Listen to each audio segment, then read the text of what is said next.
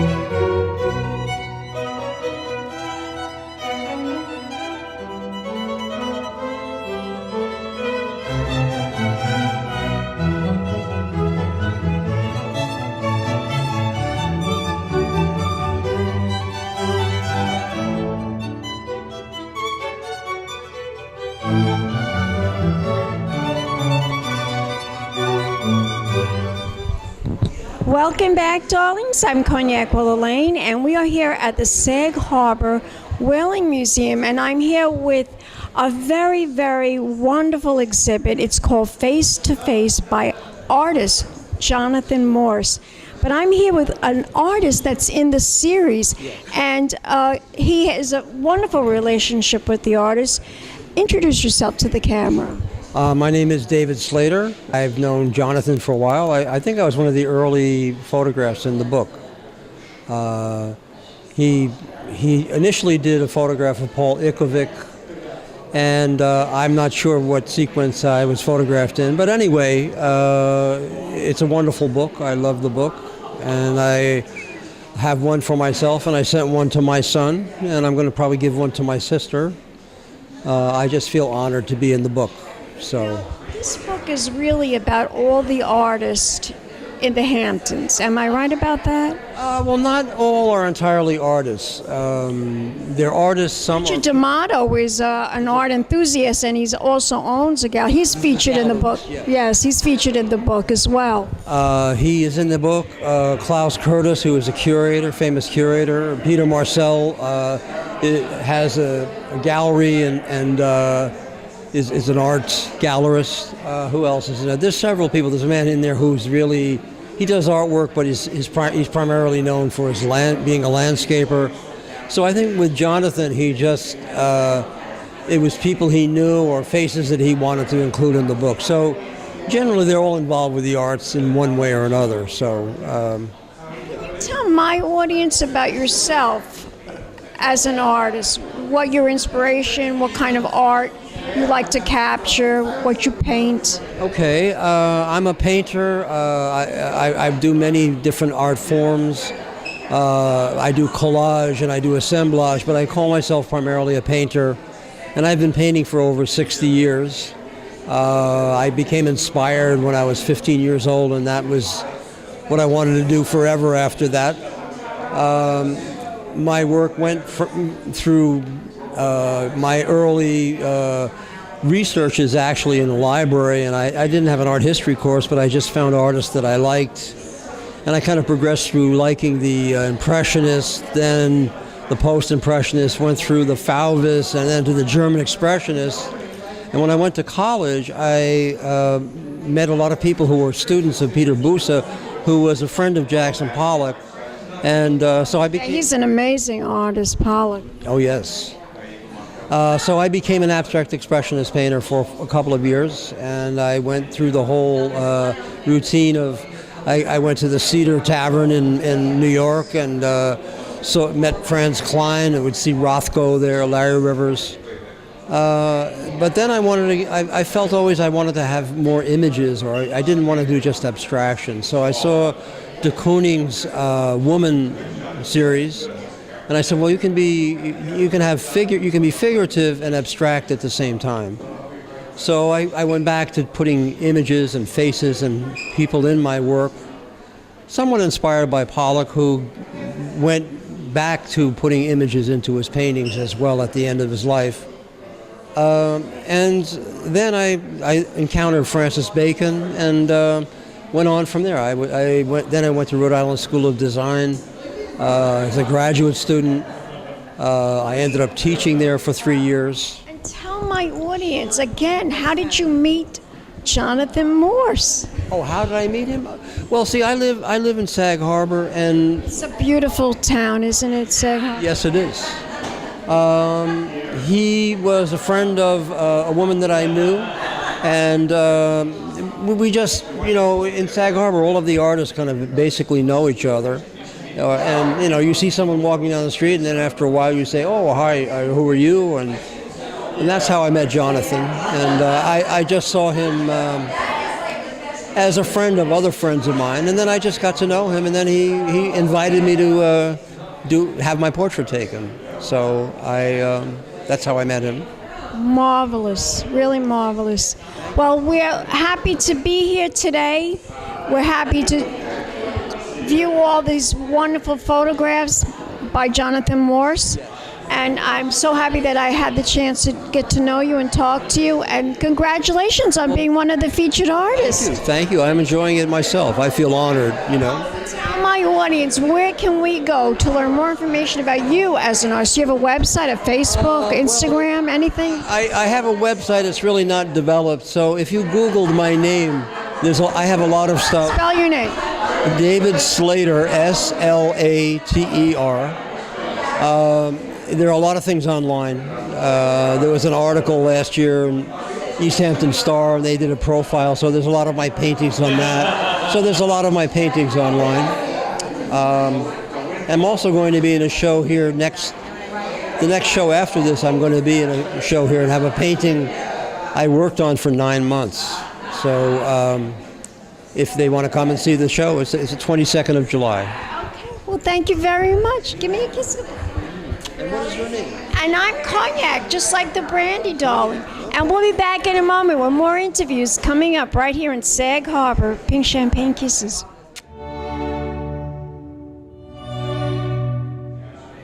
Welcome back, darlings. I'm Cognac Wellerlane. We're here in Sag Harbor at the Sag Harbor Whaling Museum, and it's all about this fabulous exhibit, Face to Face, created by this wonderful artist, Jonathan Morse.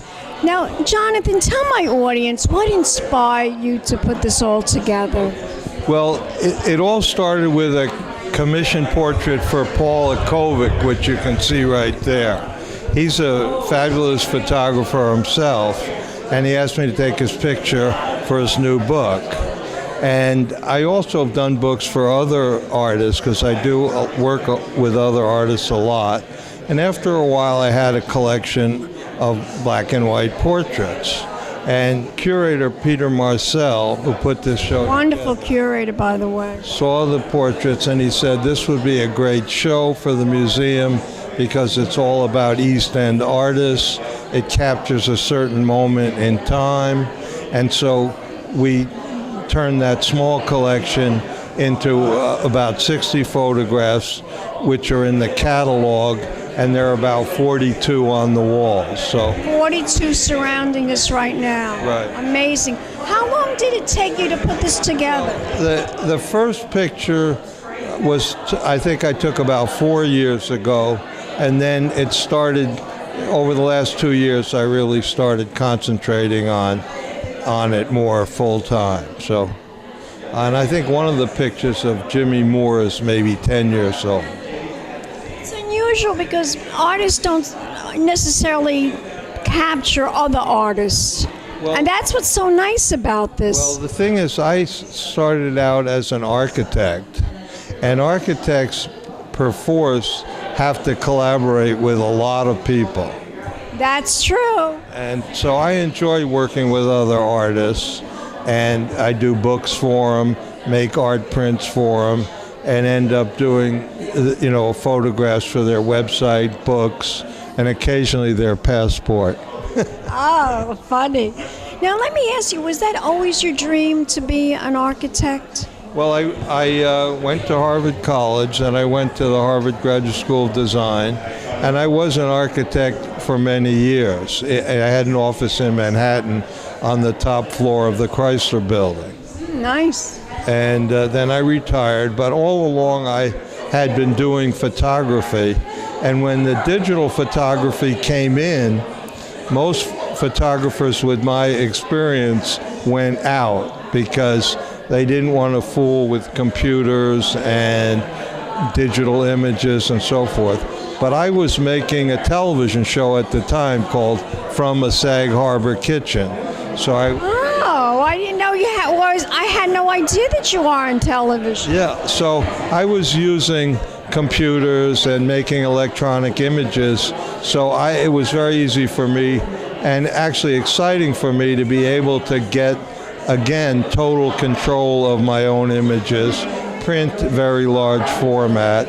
So my retirement hobby sort of became a second career. That's why I asked you if that was your dream, always to be an architect, because my uncle was an artist, and my family, my Italian family, they didn't want him to become an artist. They kept pushing him to be an architect, and they kept saying, that's not a career. Become an architect, you can make money. There's no money in art.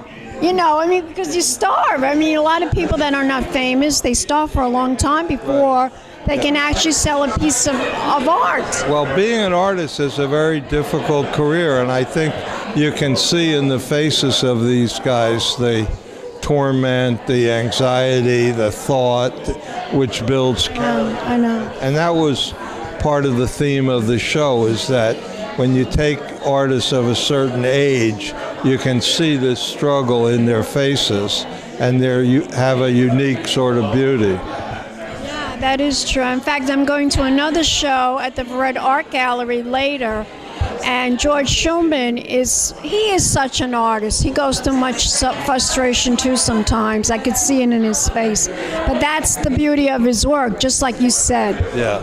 Oh, that's great. We want to learn more information about you as an artist. Do you have a website or Facebook? I have a website. It's www.photomorse.com. Excellent. Now, tell my audience about this show. How long will it be running? Well, this show has already been up for a couple of weeks, and it will be running for 2 more weeks till July 17th. And all the pictures are for sale to benefit the museum. And there's a very nice catalog that's also for sale. So it makes a great visit, and also you can take home the whole show in your hand. Fabulous. Well, thank you, Jonathan, for that wonderful interview. Thank you. And don't go away yet. We'll be back in a moment, darlings. More interviews coming up. Keep watching. Big champagne kisses. Hello, darlings. You've all heard of Marilyn Monroe. Some of you know Bridget Fordell. One of a kind girl. This has been a Crybaby Productions, darlings.